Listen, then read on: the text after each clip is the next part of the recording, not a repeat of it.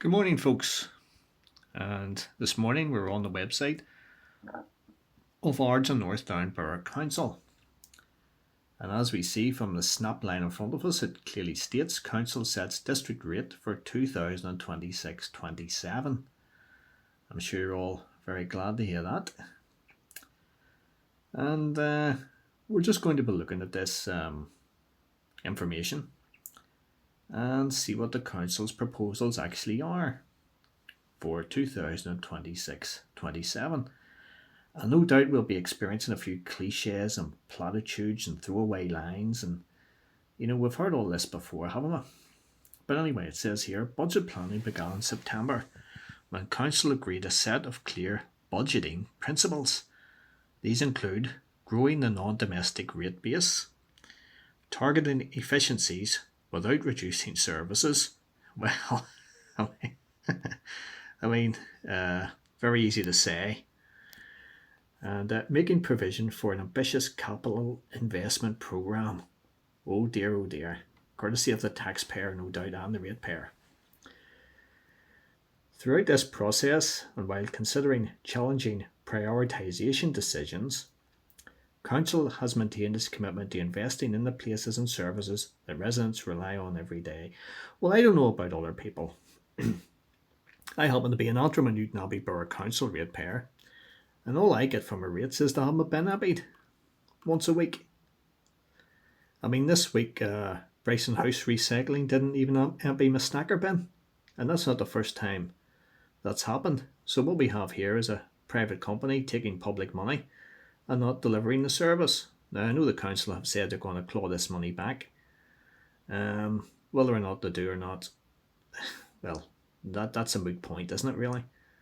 I'll believe it when I see it. But Ards and North Down Borough Council go on, delivering practical environmental improvements. Blah, blah, blah. A curbside trail of plastic bags and wrapping recycling, a service widely requested by residents.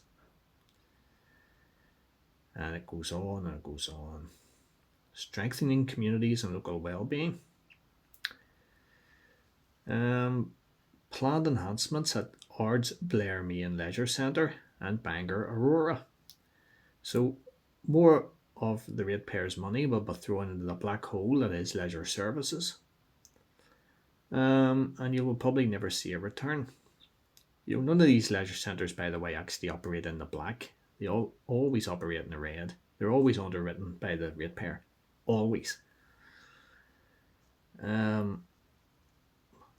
These investments, there's that word again. Remember, folks, it's always investments. It's never waste. It's always investments. Will help maintain high quality services and ensure leisure facilities remain inclusive and welcoming for all. Well, they're not the cheapest, I have to say. They're not the cheapest. I give up using them because they're not the cheapest. Then we go on to the championing climate action.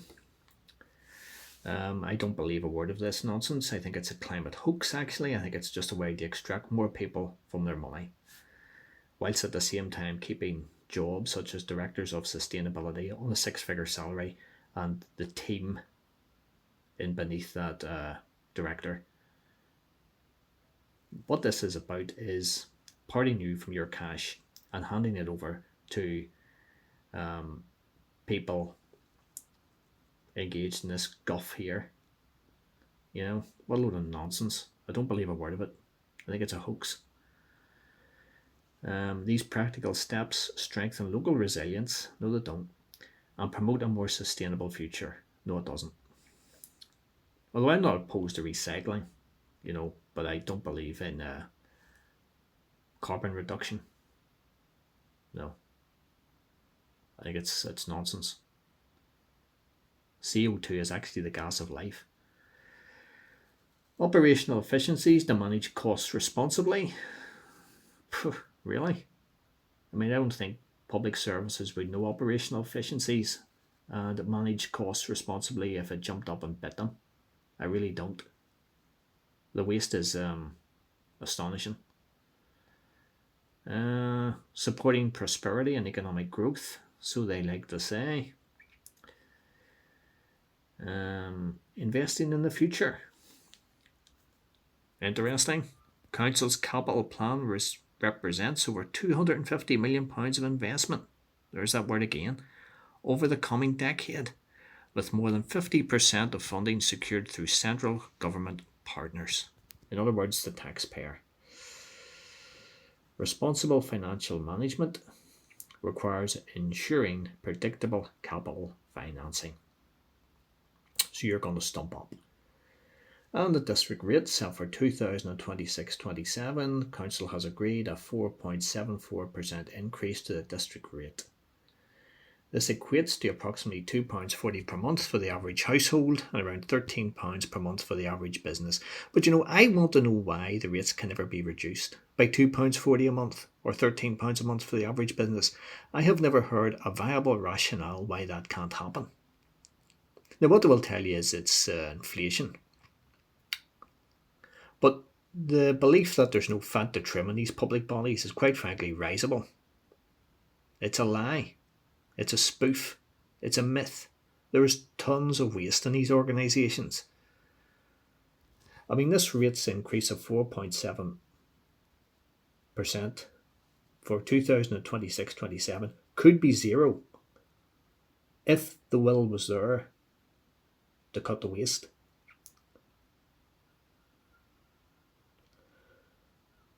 Oh, it most certainly could. Absolutely. So it's not the lack of opportunity to cut the waste. It's a lack of motivation. They're not motivated to cut the waste within these public bodies, such as the council, the health service, the education authority, various civil service departments, the PSNI. They're all vastly overstaffed, particularly from the middle management up to the top. And you have whole departments and teams pushing bits of paper, pushing pens, sitting behind a desk and typing in to a computer the biggest load of tosh that nobody ever reads or looks at. Believe me on that.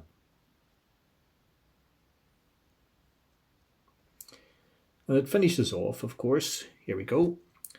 This budget enables Council to protect essential services, support vibrant communities, strengthen conditions for business growth and investment,